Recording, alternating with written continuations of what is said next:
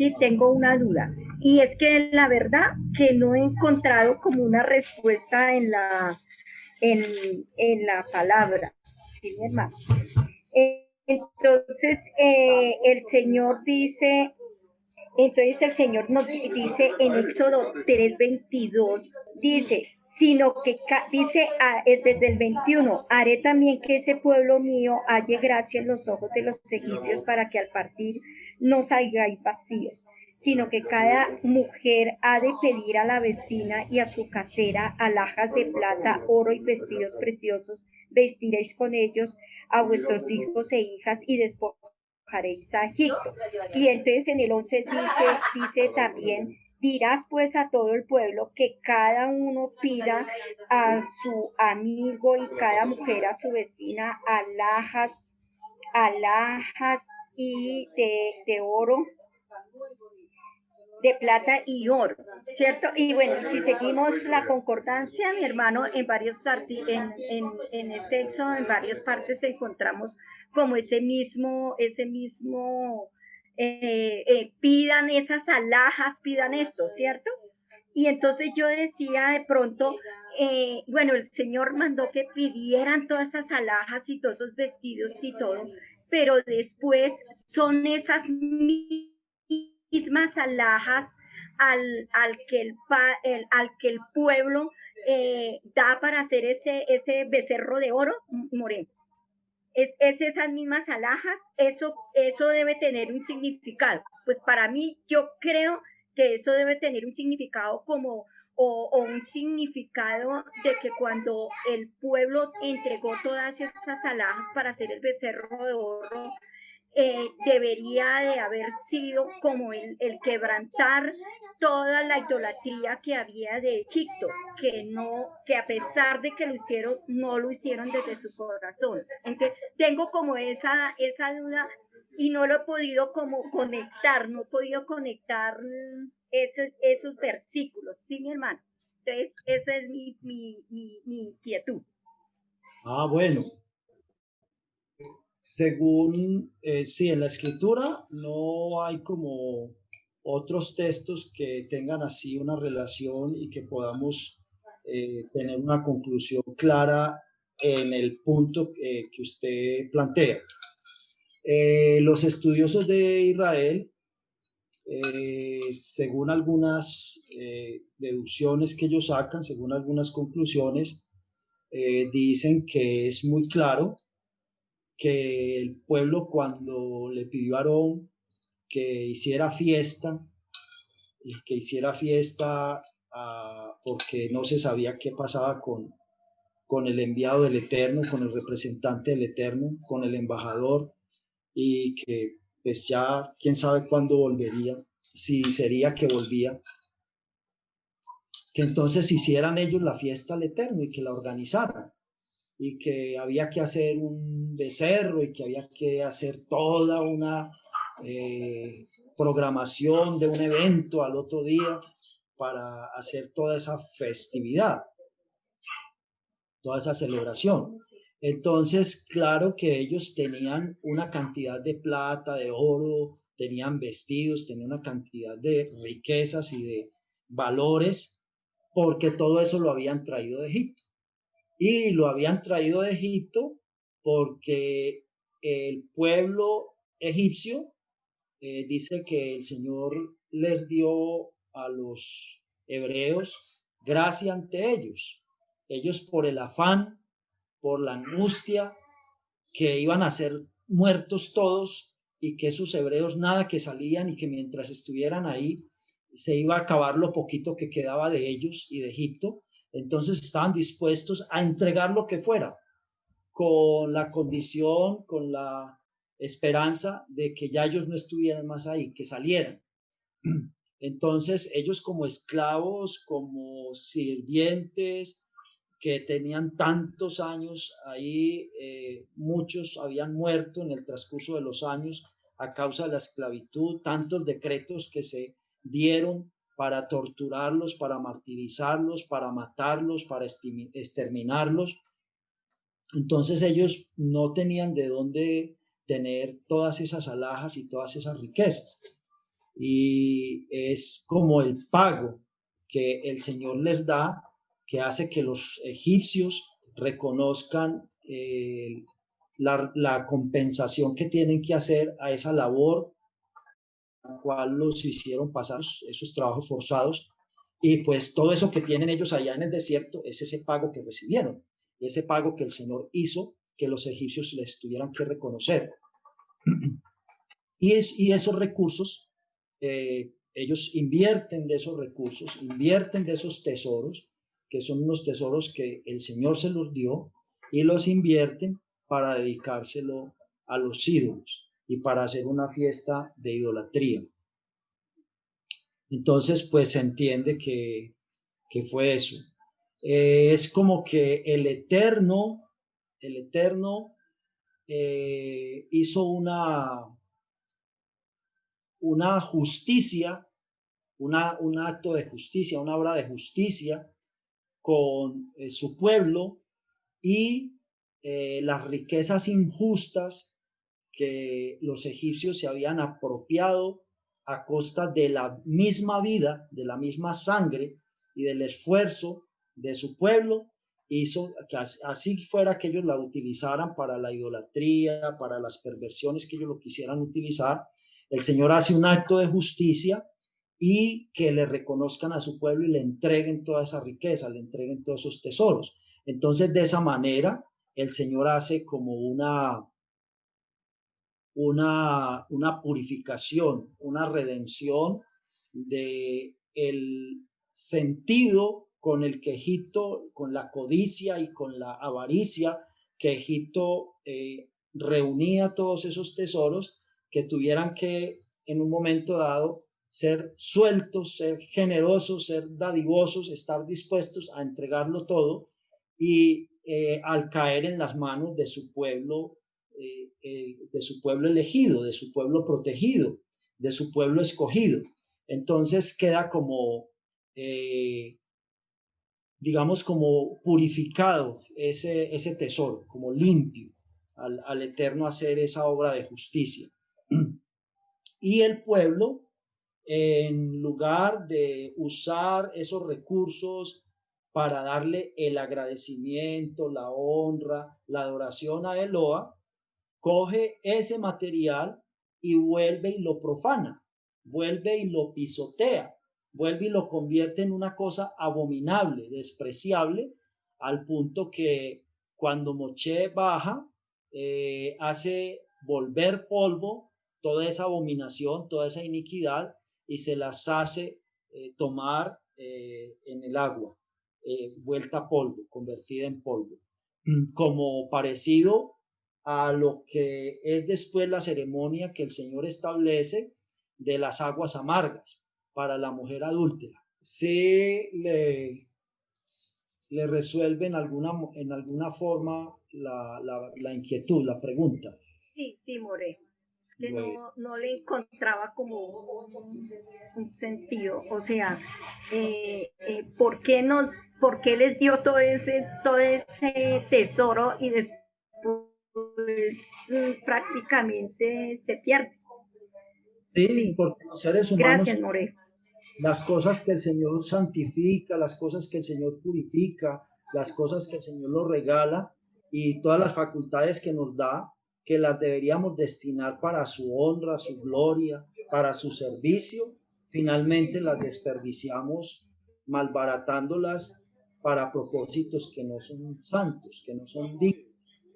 Y eso se aplica a todo, a nuestros ojos, a nuestro pensamiento, a nuestras manos, a nuestra facultad de hablar, a nuestros sentimientos. El Señor nos lo da para que lo administremos. Somos unos administradores de todos esos recursos, de todas esas habilidades, con las instrucciones de Él. Él nos dice cómo tenemos que administrarlo para nosotros mismos. Ese es el templo, esa es una piedra viva que hace parte del templo terrenal. Ese es el templo terrenal de Eloa en este momento. Y nosotros malversamos todas esas facultades, todas esas riquezas, todos esos tesoros, poniéndoles otro uso y manejándolos de una manera contraria a lo que es la voluntad del Señor. Él nos dice cómo lo debemos manejar en lo personal, cómo lo debemos manejar en la familia, en la sociedad, cómo debemos usar todo. Y Él quiere que nos deleitemos y que aprovechemos todas esas facultades y todas esas capacidades, habilidades que Él nos ha dado, pero dentro de sus parámetros, dentro de su normativa. Pero nosotros lo queremos hacer a nuestra forma. No me gusta así, no quiero de esta forma, yo quiero de esta otra, es que así es más sabroso, es que así es más maravilloso, es que necesitamos emociones extremas y entonces hacemos todo contrario a su voluntad para que fuéramos santificados, para que fuéramos cauchín. Bueno, entonces esta mañana teníamos el tema de los dos faraones, que hubo un faraón que se puede considerar un sadik entre las naciones, un faraón que reconoció al Eloa Todopoderoso, al Eloa del cielo, y que le dio toda la confianza y toda la autoridad al que él vio y aceptó y reconoció que era la manifestación de Eloa en la tierra, pero que después vino otro que era abominable, que era despreciable, que no era sadik, y que desconoció todo eso. Desconoció al pueblo de Eloa como su representante, porque ya no había ese líder en ese pueblo, y que desconoció todas las normas por las cuales se regía este pueblo, y el Eloa, el gobernante de este pueblo, la inspiración espiritual de este pueblo, y hace toda esta imposición de toda esta abominación. Y es una abominación que además se vuelve algo destructivo, algo desolador, porque no se contenta con que él ejerza una abominación, sino que si es preciso destruir a todo el que no siga al pie de la letra todas sus normas abominables, entonces va a ser destruido. Entonces por eso se llama abominación que causa destrucción o abominación desoladora, porque va a asolar todo y va a causar mucha tristeza, va a causar mucho dolor. En este momento, en esta sociedad donde hemos visto que ha sido puesta en el trono de Samaria, en el trono de las tribus del norte, de Efraín y Manaché, una abominación. En esas condiciones, sabemos pues que lo que le espera a Samaria y al reino del norte es la invasión, y Estados Unidos definitivamente va a caer. Estados Unidos definitivamente, hasta aquí llegó la protección, que siempre las guerras fueron por fuera y ellos enviaron todos los recursos que disponían para apoyar esas guerras, pero finalmente la guerra va a ser dentro del mismo territorio de Estados Unidos, y tenemos todas estas alianzas que están en este momento, todas estas fuerzas, todos estos poderes están aliados: Rusia, China, Alemania, el Vaticano y los gobernantes de Estados Unidos en este momento, pero van a ser traicionados y van a ser invadidos y subyugados. Y eso marcará la definitiva imposición de la arbitrariedad y del totalitarismo en el mundo entero, porque es el último como baluarte que queda de resistencia y de oposición a estas dictaduras y a estos absolutismos, y pues ya está en manos de la élite mundial. Ya no es una cosa solamente nacional o continental, sino que ya hay toda una asociación de fuerzas instalada allá. Bueno, ¿qué concepto tendríamos nosotros desde el texto bíblico como abominación para que podamos como confirmar si ese calificativo es apropiado o no en este momento? Abominación. ¿Algún texto? Bueno, abominación es algo que causa repugnancia a los ojos del Eterno.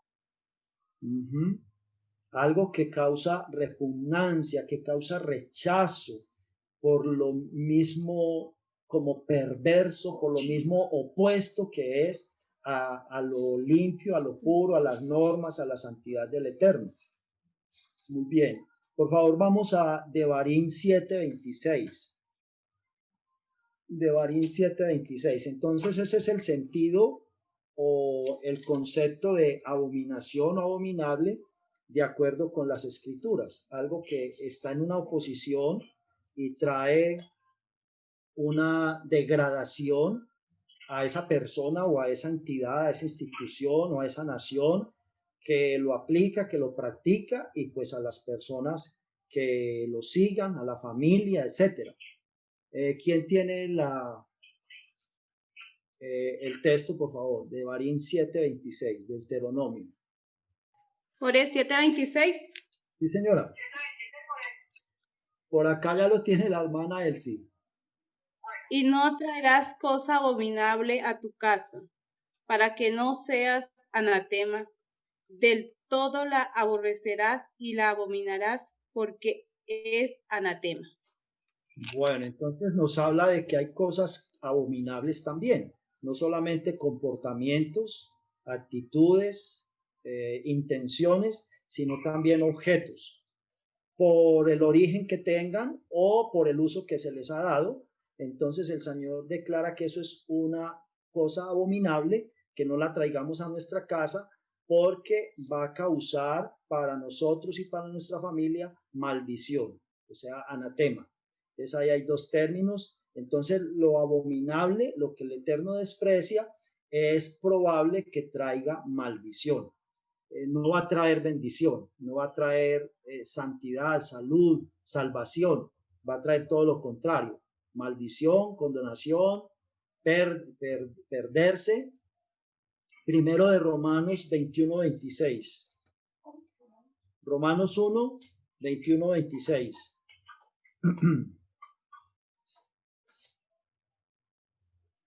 Perdón, Reyes. Reyes 1, 21-26. Ay. No me he tomado nada, no he tomado mucho vino, ni siquiera uno. No, nada de eso. Primero de Reyes 21-26. Yo lo tengo, More. Por favor. Él fue en gran manera abominable, caminando en pos de los ídolos, conforme a todo lo que hicieron los amorreos, a los cuales lanzó Eloa delante de los hijos de Israel. ¿De quién nos está hablando ahí? ¿De un rey? ¿Un rey? Sí. Entonces nos hablan de un rey que, como cometió idolatría, fue idólatra, fue algo despreciable, fue algo que el Eterno quiso apartar de él, poner lejos de él, por haber cometido idolatría y haber puesto en idolatría al pueblo. Hermano Oscar, Salmo 14. Salmo 14. Mucho gusto. Toda. Versículo 1.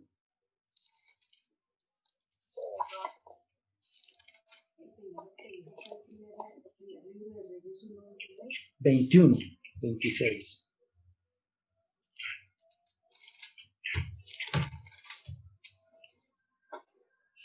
Salmo 14, versículo 1. Dice el necio en su oración. En su corazón. No hay Dios. En su corazón. En su corazón no hay Dios. ¿Qué más? Y así se corrompen hace las obras abominables y no hay quien haga el bien. Entonces allí tenemos que las obras abominables son las obras contrarias al bien. Así como decía el Señor, tienes la vida y la muerte, la bendición y la maldición, entonces cada uno escoge por dónde seguir. El Señor respetó totalmente el libre albedrío de Faraón, que cuando se hace pues esa interpretación de que el Señor lo endureció, es como que el Señor violentó el libre albedrío del Faraón y lo obligó a que, pero ya vimos que no es así, que el Señor respetó plenamente el libre albedrío de Faraón y Faraón es responsable por la elección que él mismo tomó y el Señor dejó que se esforzara y se siguiera esforzando y se siguiera poniendo testarudo en oposición al Señor. Entonces dice, el necio en su corazón no hay Eloa. Esto se volvió una cosa que el malo es el que reina, el malo es el que impone todas sus condiciones y subyuga y pisotea y humilla al bueno. Y entonces dice, se han corrompido, hacen obras abominables, todo eso que acabamos de mencionar. Legalizar la corrupción para destruir a los que todavía son un testimonio de Eloa, y dice, no hay quien haga el bien. Entonces se refiere a que todo lo contrario de hacer el bien y obstinadamente dedicarse a hacer el mal es una abominación. Todo lo que sea en oposición a la voluntad del Eterno, como nos decía ahora la hermana Edith. Proverbios 28:9. Sí, por favor. El que aparta su oído para no oír la ley, su oración también es abominable.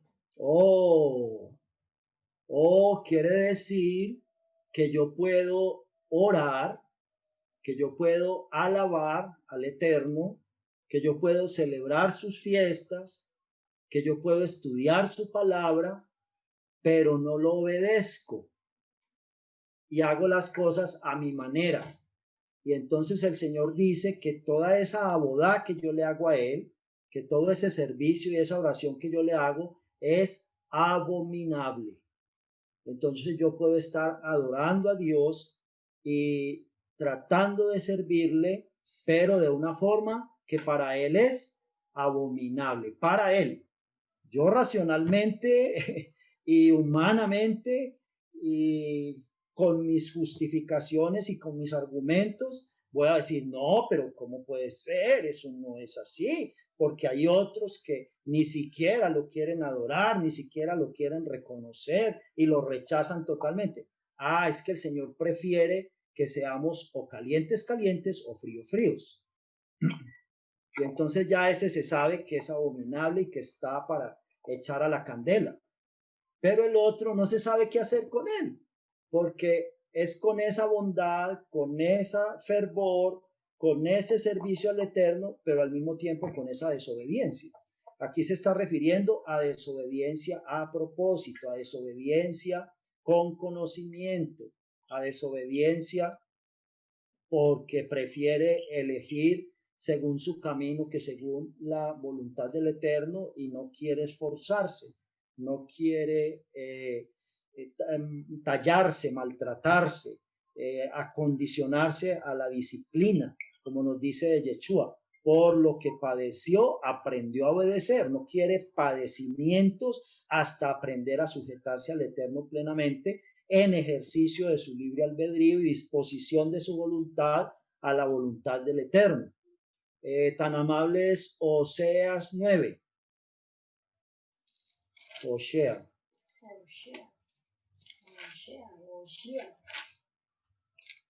Oseas 9. ¿Quién lo encontró? Está despuesito de Daniel. Yo lo tengo, More. Por favor. 9:10 dice, como uvas en el desierto hallé a Israel, como la fruta temprana de la higuera en su principio vi a vuestros padres.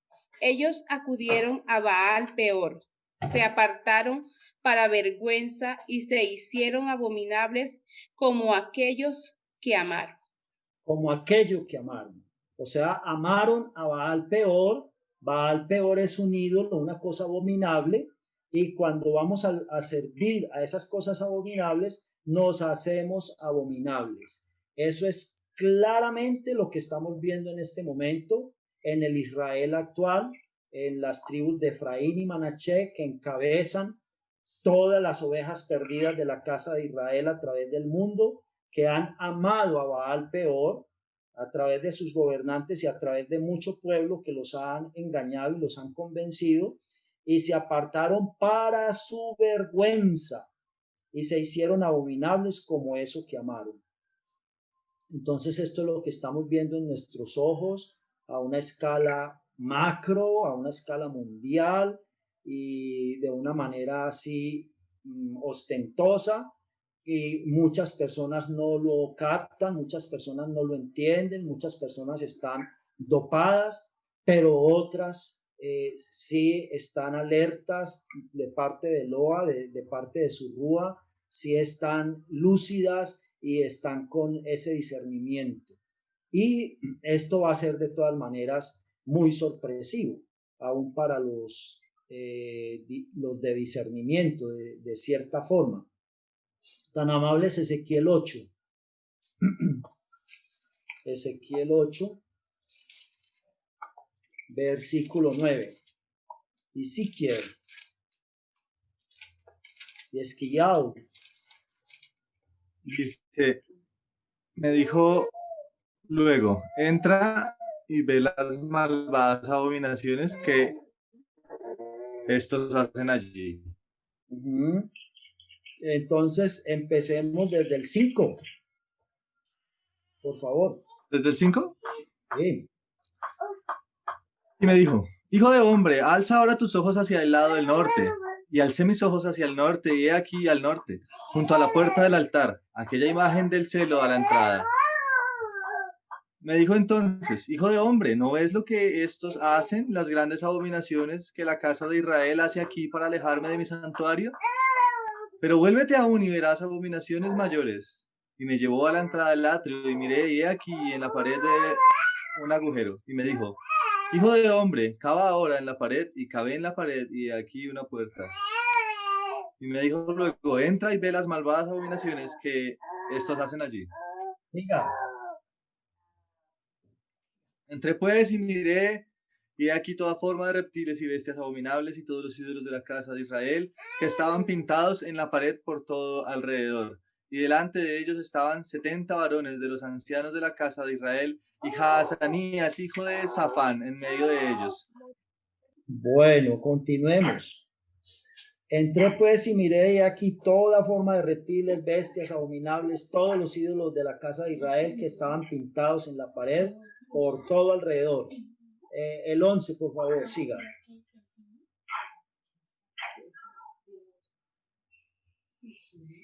Y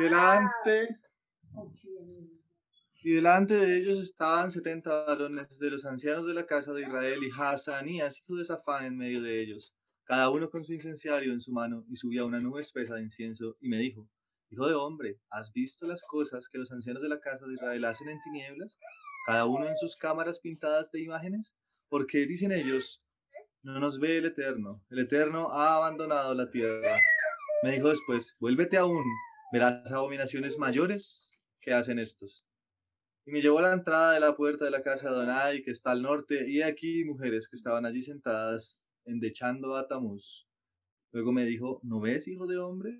Vuélvete aún, verás abominaciones mayores que estas. Y me llevó al atrio de adentro de la casa del Eterno, y aquí, junto a la entrada del templo del Eterno, entre la entrada y el altar, como 25 varones, sus espadas vueltas al templo de Adonai, y sus rostros hacia el oriente, y adoraban al sol, postrándose hacia el oriente. Y me dijo, ¿no has visto, hijo de hombre? ¿Es cosa liviana para la casa de Judá hacer las abominaciones que hacen aquí? Después que han llenado de maldad la tierra, se volvieron a mí para irritarme. He aquí que aplican el ramo a sus narices, pues también yo procederé con furor. No perdonará a mi ojo, ni tendré misericordia, y gritarán a mis oídos con gran voz, y no los oiré. Toda. Bueno, entonces vemos que es una nación que ha llenado de maldad toda la tierra, la ha llenado de corrupción, de concupiscencia, de avaricia, de lujuria, de todo lo que se quiera, de todo lo que se diga, y luego quieren volverse a Eloa dentro de esa condición y hacerle creer al mundo que todo eso es legítimo, que todo eso es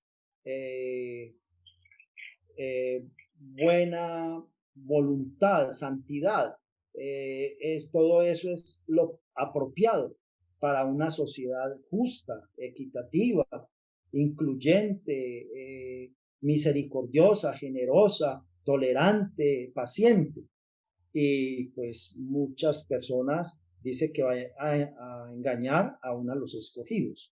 Va a ser como algo mostrado como tan dulce que aún los escogidos el riesgo es grande para que el Señor nos libre y lleguemos a dirigir nuestros sentidos, nuestra orientación a esa imposición.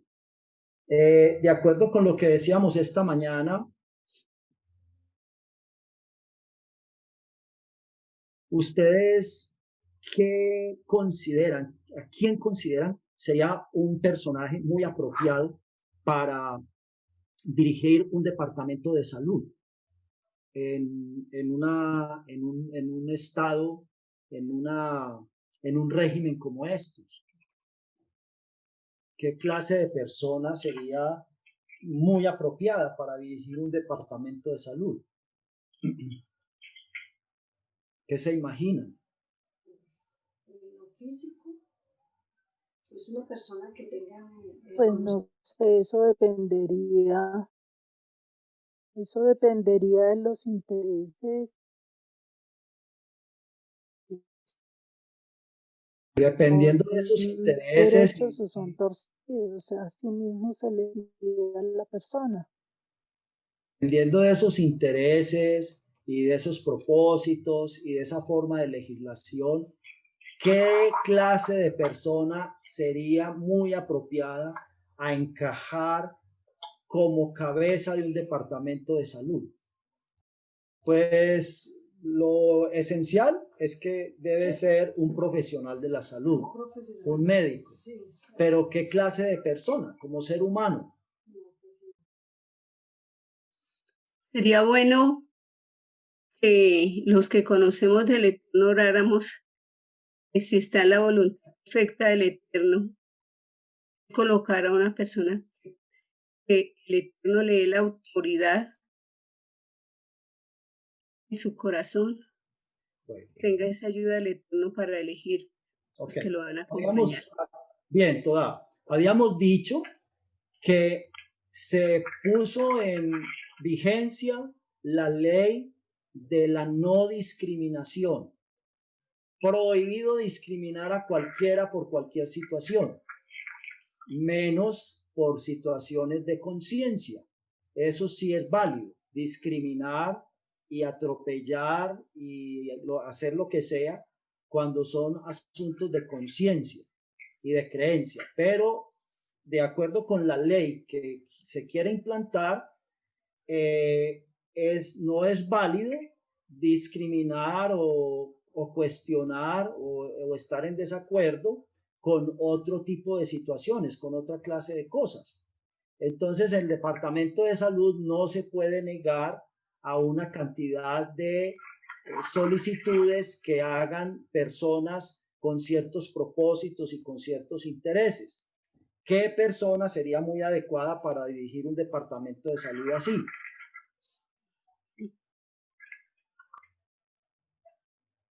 Bueno, entonces en este momento tenemos dirigiendo un departamento de salud de mucho peso en el Reino del Norte a una transexual, un transexual. No son cosas por casualidad, no son cosas al azar, son todas perfectamente encajadas y totalmente bien hiladas, bien concatenadas.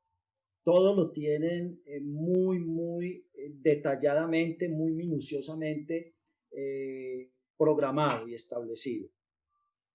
Muy bien. ¿Quién lo encontró? No le tenía el micrófono cerrado. Sí, Lucas 16:15. ¿Quién lo encontró? Yo, More, yo lo encontré. 16:15. Entonces les dijo, vosotros sois los que os justificáis a vosotros mismos delante de los hombres, mas Eloa conoce vuestros corazones, porque lo que los hombres tienen por sublime delante de Eloa es abominación. Muy bien. Entonces todas estas cosas las tienen por progreso, por estamos en el extremo de la época de las luces, del siglo de las luces, y entonces los efectos de las luces son los que se creen que están brillando en este momento.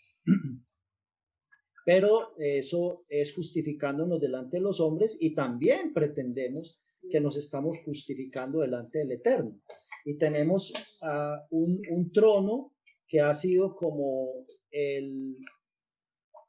el faro que ha mirado toda la humanidad, de las libertades, de las garantías, de una nación que ha sido establecida por el Eterno, de todas esas cosas tan valiosas y que están en contra de todo eso y están, como mirábamos ahorita en Ezequiel, con sus reuniones privadas llenas de ídolos, llenas de hechicería, llenas de brujería, y aquí en público haciéndose los justificados también delante del Eterno, como que el Eterno ha aprobado todas estas cosas, invocando su nombre, su autoridad, para tomar posesión, para llevar adelante todas estas atropellos, toda esta máquina destructiva, y haciendo juramento con mano sobre la Biblia y mano levantada al cielo, de que harán respetar todos los valores constitucionales, pero al revés, del revés y del revés, no conforme a la palabra del Eterno. Por favor, miremos Daniel 9:27. Y por otra semana confirmará el pacto con muchos. A la mitad de la semana hará cesar el sacrificio y la ofrenda. Después, con la muchedumbre de las abominaciones vendrá el desolador, hasta que venga la consumación y lo que está determinado se derrame sobre el desolador. Entonces, con una multitud de abominaciones, cantidad de abominaciones, se va a cubrir toda la tierra de abominaciones, va a venir el destructor, el que va a acabar con todo. Entonces esto es la plataforma, este es la calle de honor, la preparación del trono, del desarrollo de todas las abominaciones, para que en un momento dado venga el que va a entrar a hacer la ejecución de destrucción, para hacer valer la abominación en una forma ya absoluta y total. Dice, hasta que venga la consumación, o sea, hasta que venga el fin. Él va a hacer toda esa destrucción. Pero cuando llegue todo ese tiempo que va a ser destrucción, y a él también le llegue su momento de serle aplicados los juicios, dice, lo que está determinado se derrame sobre el desolador. Entonces el desolador va a ser desolado, va a ser desaparecido, destruido, y es algo definitivo para siempre. Entonces tenemos la absoluta seguridad que este sistema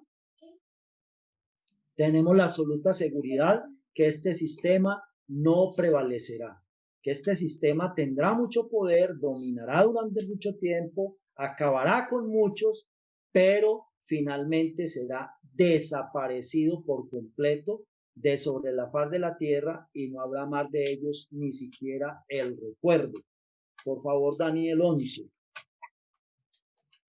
Daniel 11, 31. Y esto es lo que nos debe animar, que si padecemos como Yeshua padeció en espíritu, el espíritu es el que nos fortalece para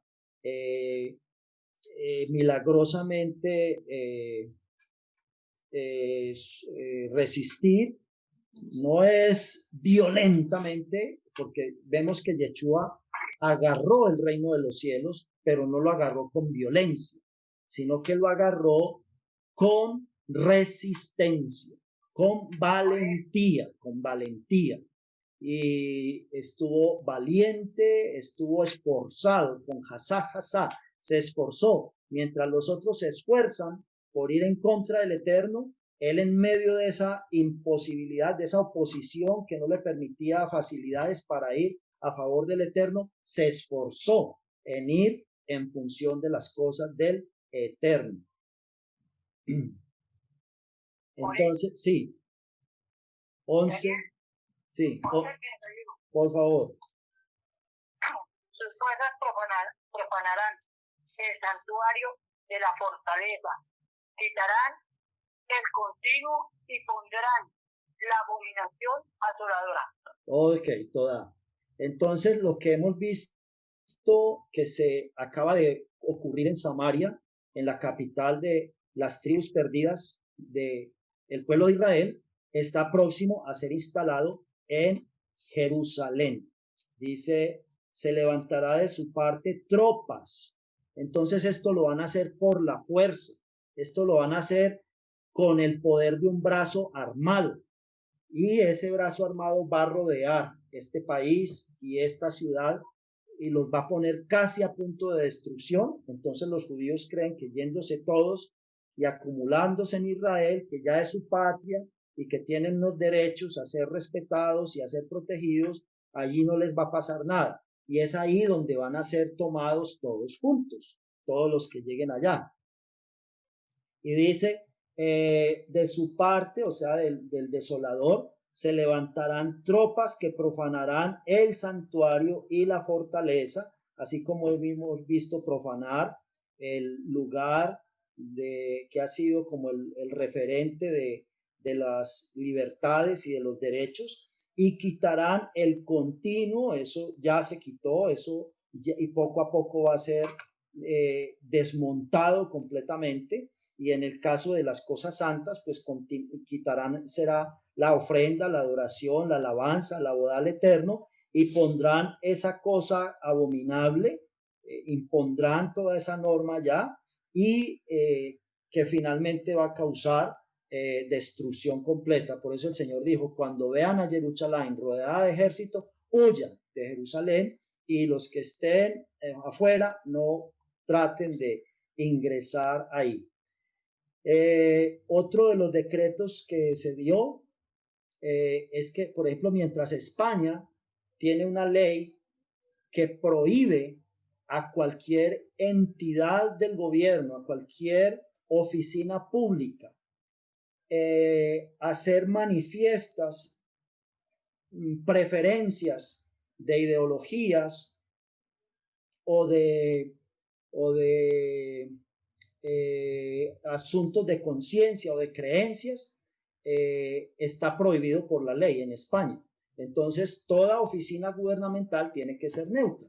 Solamente la bandera, el escudo de la nación, pero nada de símbolos, de representaciones, de pancartas, de escudos que muestren creencias o ideologías de ningún tipo, ni siquiera todas estas que maneja el nuevo orden, y eso puede ser demandable. Por ahora, esto ya va a cambiar igual como lo impone el que es el gobierno modelo para todas estas naciones de Occidente. Ya se determinó una ley que todas las embajadas de esta nación en el mundo entero pueden o incluso deberían izar la bandera del movimiento que se representa con 7 colores.